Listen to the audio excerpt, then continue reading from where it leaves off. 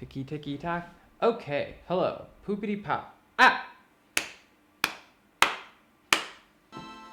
Hello, my name is Tuxford and today we're going to talk about a tradition that's near and dear to my heart. Procrastination.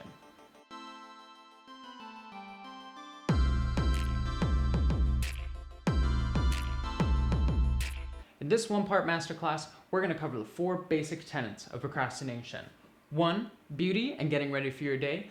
2. Scheduling out your daily life. 3. Goal setting. And 4. Socialization. Let's get to procrastinating. Topic 1. Self-care and beauty routines in quarantine.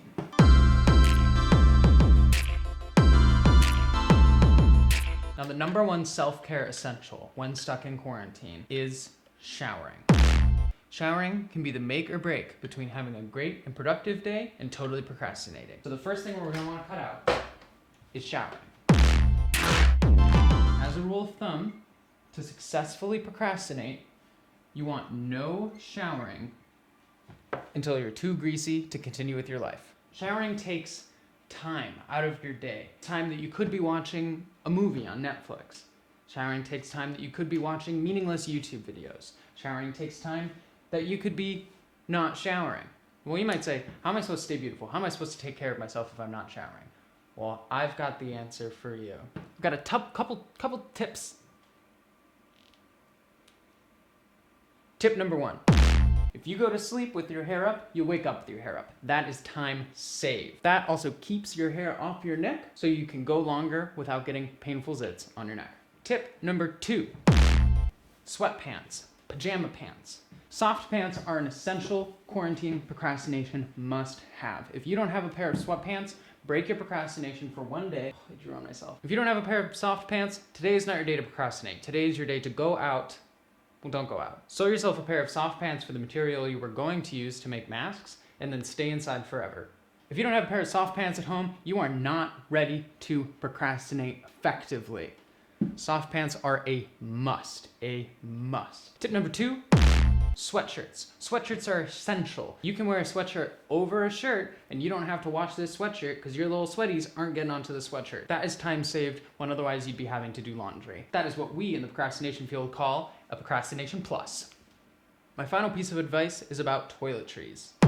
Even if you don't shower, there are a couple essential things that you can do in the bathroom to make yourself feel better and ready for your day. Don't do those. Brushing your teeth, brushing your hair, washing your face. These are all optional things if you're trying to reach max procrastination. Please consult with any roommates you might have before deciding to go without brushing your teeth. Everything else is on the table. Now you're probably wondering, isn't exercise an important part of self-care? We're gonna find some time for you to do just that in our next section about scheduling out your day.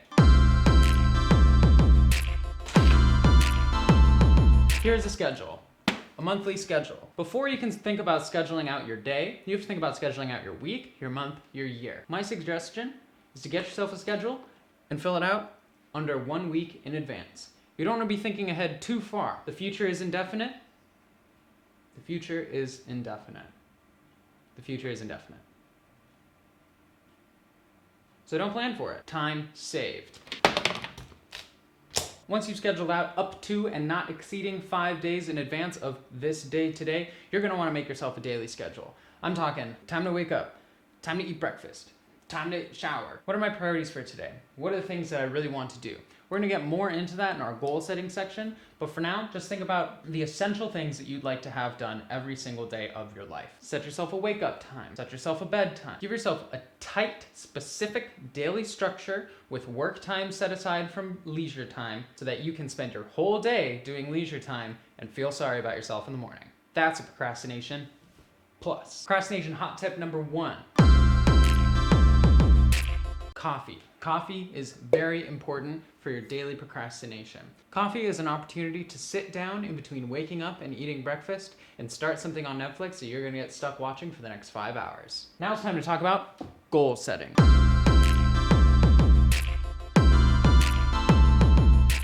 In setting your goals, You want to think about, what are the things that I want to accomplish before the world opens up again? What are the things that are most important to me? These might be some things that you can take from your scheduling section and move into your goal setting section. Is it something that you want to get done daily? That might be a daily schedule. Is it a goal that you want to accomplish? That would be part of goal setting. What are your creative and professional goals that you want to accomplish before you get released back into the world? What is going to prepare you to rejoin society the most effectively? Now, what you're going to want to do is just make a list. This is what we call brainstorming. You might have heard of it. You're going to want to sit down and just real quick think of every single thing that you want to accomplish during the quarantine. Quarantine tip number 2. Very important for goal setting. Get yourself a notebook that you can fill with everything you want to do and then close so you don't have to look at it. And with this list, you want to just throw down every single thing that you'd like to accomplish. This is your chance to dream big, bigger than big, the biggest. I want you thinking at the point of, I want to be a celebrity by June 25th. That is the goal. That is what we want to accomplish. So for example, a goal that was important to me at the beginning of quarantine was to release a film every single day. You want to set your sights that high so that you can then disappoint yourself just that much. You should feel so overwhelmed by what's going on in the world that this list feels like a 1,000-pound weight on your shoulders. This list is to show you how successfully you are accomplishing, not accomplishing things. That is key to procrastinating effectively. Tip number 3.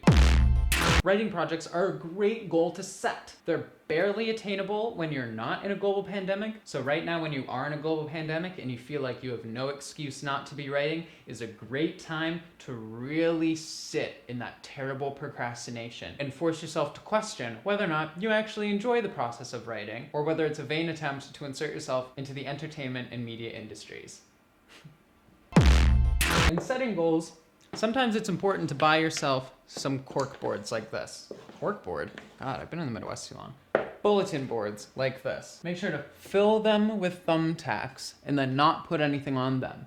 So you feel like there's potential for a project here, but nothing is actually getting done. All right, and that brings me to my final topic, socialization.